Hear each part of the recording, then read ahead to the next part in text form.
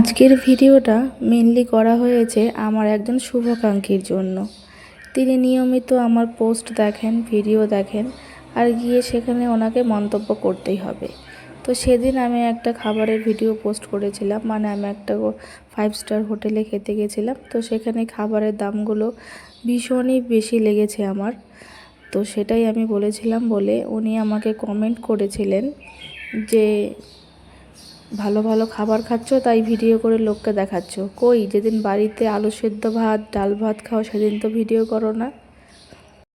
আর এটাও আমি জানি আমার আজকের ভিডিওটাও উনি দেখবেন। আসলে উনি নিয়মিত আমার প্রোফাইলের ওপর নজর রাখেন, আমি কি পোস্ট করলাম না করলাম। আসলে কি বলো তো, লোকের খুব জ্বালা। তুমি ভালো থাকবে তাতেও জ্বালা, তুমি খারাপ থাকবে তাতেও জ্বালা। কিন্তু তুমি যদি একবেলা না খেয়ে থাকো, তাহলে কেউ কিন্তু আসবে না তোমাকে এক মুঠো খাবার দেওয়ার জন্য। মানে কি বলবো, মানে দুনিয়াটায় এমন জায়গায় এসে দাঁড়িয়েছে না, সবাই সবার পিছনে কাঠি করার জন্য একদম প্রস্তুত, কি বলবো। তাই ওনার উদ্দেশ্যে আমার একটাই বক্তব্য, যে দাদা দেখুন, আজকালকার দিনে টাকা কম বেশি সবার কাছেই আছে। তাই চাইলেই সবাই রোজ দিন কিন্তু মাটন চিকেন খেতে পারে। আর আশা করি আমাদের এইটুকু আর্থিক ক্ষমতা আছে যে আমরা রোজ দিনই চিকেন মাটন খেতে পারি। আমার বর যথেষ্ট ইনকাম করে, ঠিক আছে, আর আমরা ফ্যামিলিতে 2জন মেম্বার, তাই আমরা চাইলে রোজ দিনই মাটন চিকেন খেতে পারি। কিন্তু খাই না আর খাবো না। কারণ কি জানেন, আজকালকার দিনে যে হারে অসুখ বিসুখ বাড়ছে, তাতে মানুষ চিকেন খেতেই ভয় পাচ্ছে, আর মাটন তো দূরের কথা। আপনার মতো হবে কোনো পাগল লোক যে কিনা রোজ দিন মাটন খেতে চায়।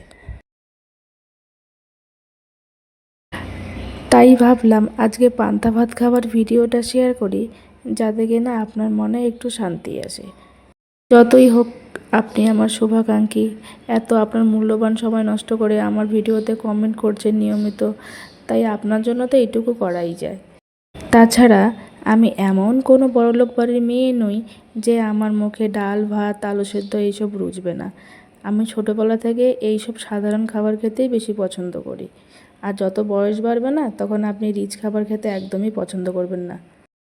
যেমন ধরুন না, কাউকে যদি বলা হয় যে তোকে 3 বেলায় বিরিয়ানি খেতে হবে, তার কিন্তু অবস্থা খারাপ হয়ে যাবে।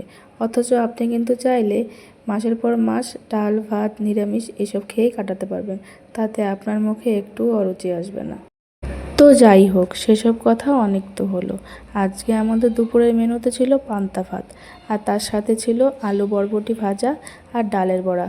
আর আমার জন্য ছিল 8-10টা শুকনো লঙ্কা ভাজা, আর তার সাথে একটা গোটা কাঁচা পেঁয়াজ। আমার কাঁচা পেঁয়াজ খেতে ভীষণ ভালো লাগে। আমাকে যদি কেউ বলে তুই 3 বেলা পান্তা ভাত খাবি, তাতে আমার একটু আপত্তি হবে না। আমি যে কোনো তরকারি দিয়ে পান্তা ভাত খেয়ে নেব।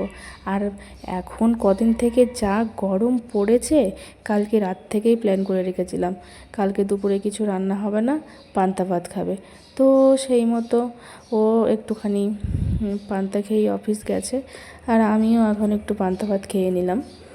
বিশ্বাস করো, এই খাবারটা খেয়ে যে কি শান্তি পেলাম, মানে দুনিয়ার সব কিছুর স্বাদ কিন্তু এর কাছে হার মেনে যায়। দারুণ।